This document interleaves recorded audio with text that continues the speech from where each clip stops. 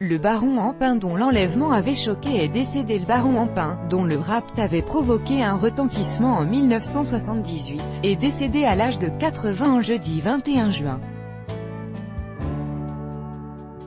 Le baron Édouard Jean Ampin est mort jeudi 21 juin, d'après les médias belges cités par l'AFP, il avait 80 ans.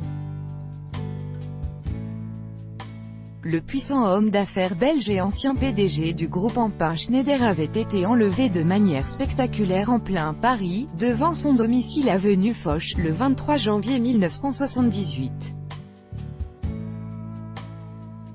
Il avait ensuite été séquestré et torturé par ses ravisseurs dans un petit pavillon de Savigny-sur-Orge, en région parisienne.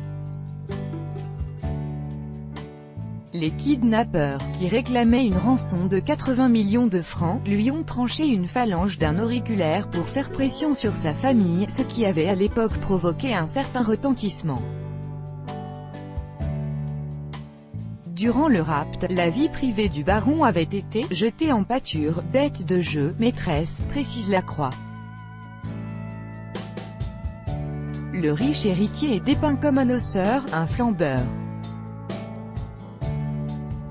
L'hypothèse de l'organisation de son propre enlèvement pour éponger ses dettes est même envisagée, détaille de son côté Le Figaro.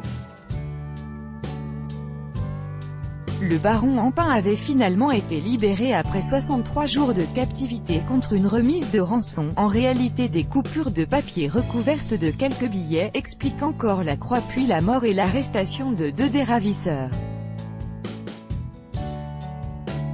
Après sa libération, dans les années 1980, le baron Ampin s'était retiré des affaires.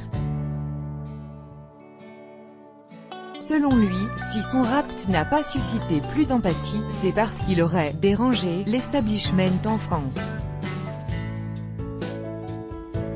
J'avais plein d'amis qui étaient prêts à payer la rançon, mais comme il ne fallait pas que je revienne, il ne fallait surtout pas payer, avait déclaré dans une interview aux Échos en 2014, cité par l'AFP.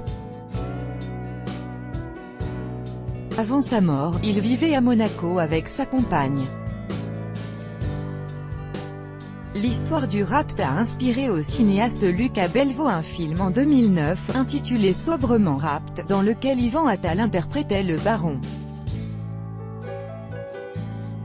Crédit photo, BESTIMAGE. Chaque jour soyez le premier à recevoir l'actualité gala dans votre boîte mail. Recevoir, veuillez saisir un email valide.